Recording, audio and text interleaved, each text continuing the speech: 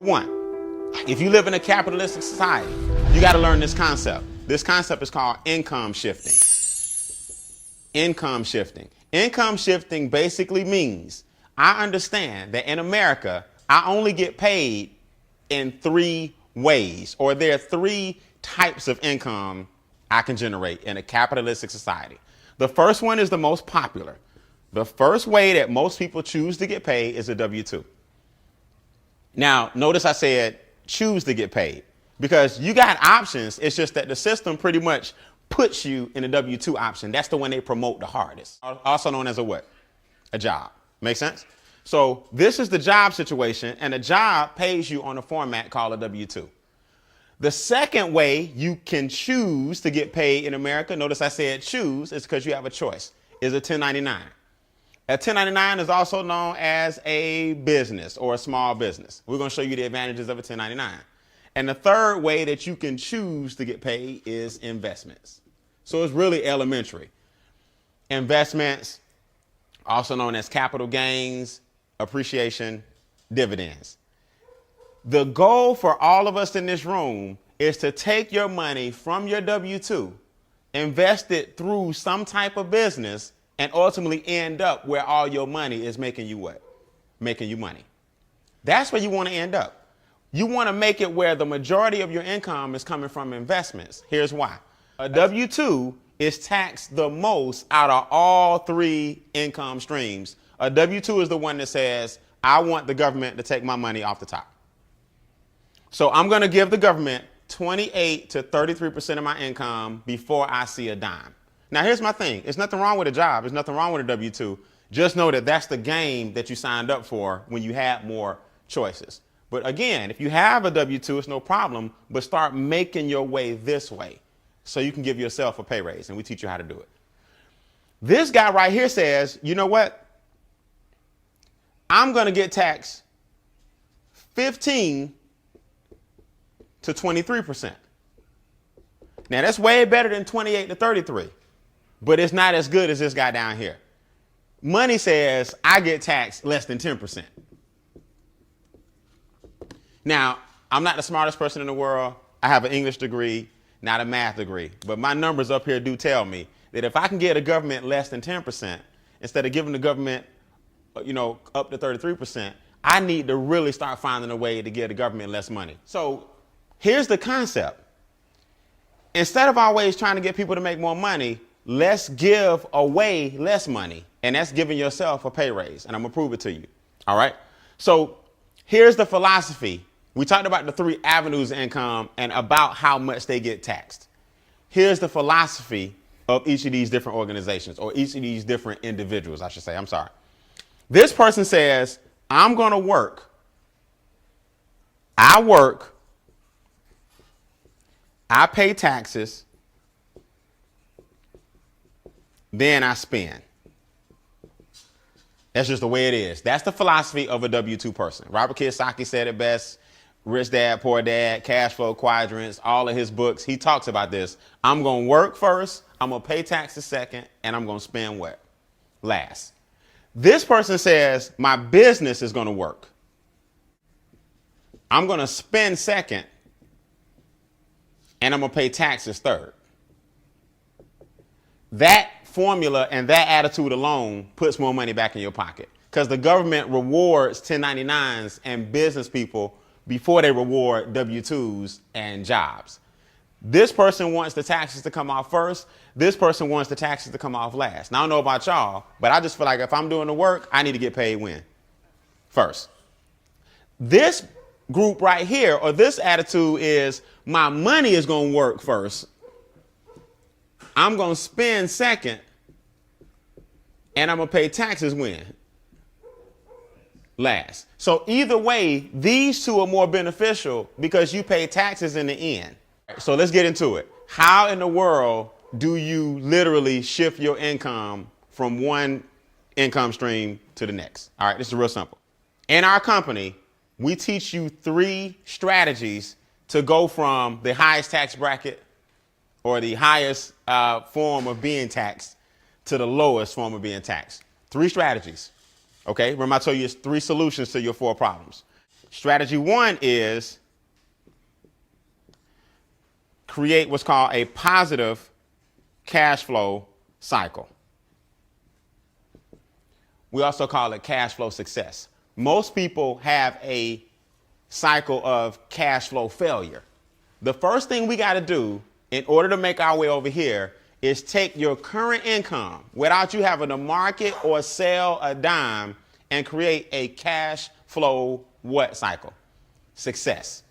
Most people have a cash flow what? Failure. So the first thing we got to do is flip that. Here's what a cash flow failure cycle is. Your lack of money is costing you money. In other words, who can relate to this? Now, just be honest. Either you know somebody or yourself, because I've been there, I've done that. The bills are late, so all of them got a little late fee on them, right? The lights ain't off, but the light bill may have been $130, but yours $155 because $25 late fee, right? Everybody can relate to that. The gas is not off, but if you look at all your bills, there's a gas fee.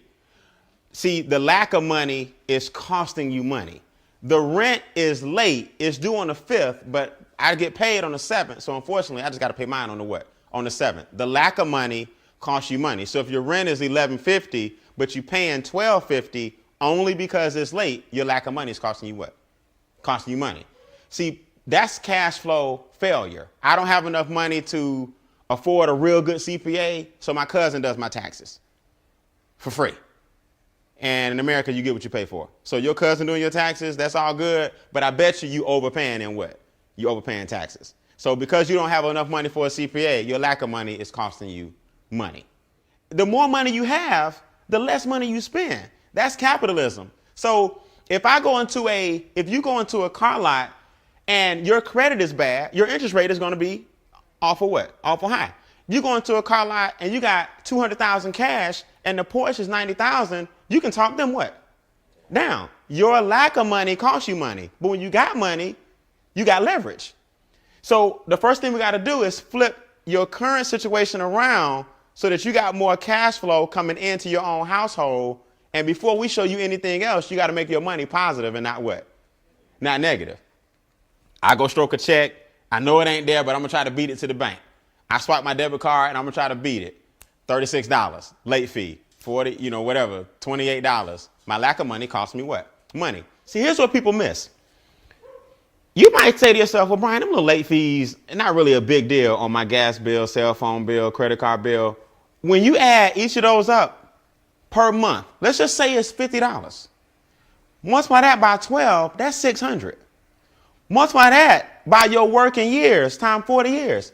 You in late fees pay tens of thousands of dollars in late fees. Now, if you had those late fees back and you were investing them, that's where your $1 million is. Your $1 million, you got your $1 million, is caught up in negative cash flow. So strategy one, convert you from cash flow failure to cash flow what? Success. Using your own what? Money. Here's how you do it. Here's the first thing you need to do. The first thing most Americans need to understand is their W-4 is filled out wrong. That's the form you filled out when you first got your job that told the government how much taxes to take out. Most people filled it out so long ago, and human resources really can't help you fill it out. And most people don't understand the W-4 and didn't claim or didn't have enough exemptions and gave the government the majority of their money. Now, if you go to irs.gov on the website, it states most people, which is 114 million Americans, have their form filled out incorrectly. It says they are overpaying taxes on average of $40 a week too much. Now, last time I checked, $40 a week times 4 is $160 per what? Month. Do you think if you had an extra $160 come back into your check, it might be able to cut off some of them late fees and flip that around, right? So the first thing we do is we tell people, adjust your W-4. And here's why. People think that getting a refund check in America, like your accountant or the person who does your taxes did you a big favor. They really didn't. It's called a refund. That means we took all this money out your paycheck. We're going to give it back to you in April after collectively the government went and made a whole bunch of what off our money? They made a whole bunch of money. Now, the government doesn't give you the interest that your money made. They just give you what they took. So last time I checked, I don't know anybody in this room that wouldn't, if you owned a bank, you going to lend me some money and then we just going to break even. That's basically what you're doing on your tax refund. You're giving the government all your money during the year, and then on your refund, you break what? Break even. And then we celebrate like, man, I got $5,000 back. What if you went ahead and just had your $5,000 throughout the year? You probably could have been paying down some of the things that's causing you to be in the negative what? Cash flow cycle. So we tell people the first thing you need to do is take a serious look at your W-4 because 114 million people have it filled out incorrectly. The IRS website states most people may be using their tax returns as a forced savings. Who know I'm telling the truth, right? It's a forced savings. You know it's a big check coming back, and because most people don't have discipline, they look forward to that big check. The IRS website states you may be better off paying down debts. That's on the IRS website. So Uncle Sam is telling you, look, why are you giving all your money to us when you really could be using it during the year to get yourself out of debt? And now you won't get this big refund check in April, but you have money now that you can invest and create a refund retirement account. See the difference? So that's the first thing we teach you. When you adjust your W-4, then we teach you, okay, so let's look at this. We adjusted the W-4, so your income went up, but your taxes went what?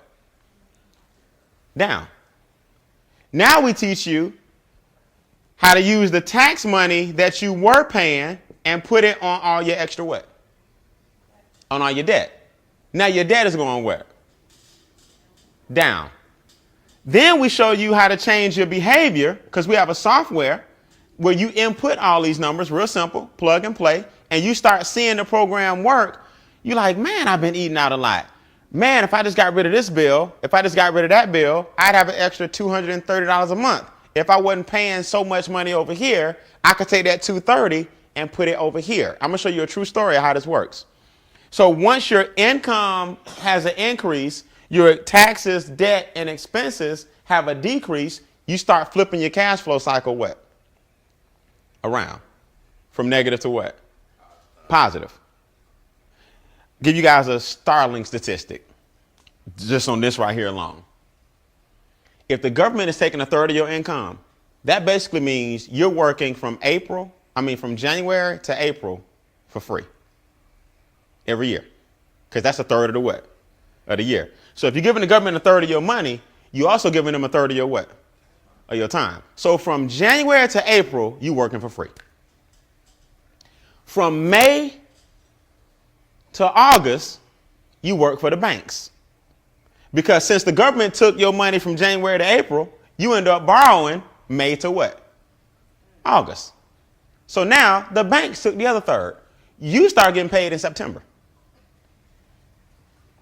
So from September, October, November, December, finally you getting paid because that's the third that you got to keep.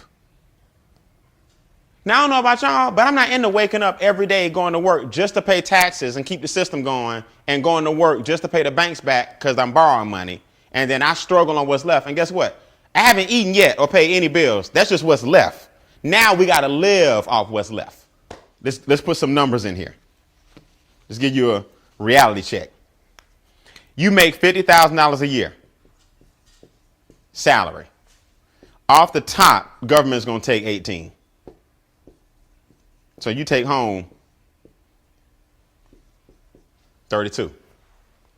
Now, because the government took 18, you go float the rest on a credit card. So you trying to get your 50 back, but you borrowed it. And you know what you borrowed, you must pay back. So you gave 18 to the government. You gave another 18 to the banks, but you still feel like because you borrowed it, you feel like you make what? 50. But it's paper money. It ain't real money. It's paper money. So you got to end up giving it back. So in reality, we got to take another 18 off. So now you got to live off 14 off your $50,000 a year job. That's just the way it is. So now you got to eat, travel, and do everything else with this. That's why most Americans, when you jump in this game right here, the rat race began the minute you got in. So how do we fix it? Here's what people, I'm gonna give you a success story, then I'm gonna tell you how to correct it.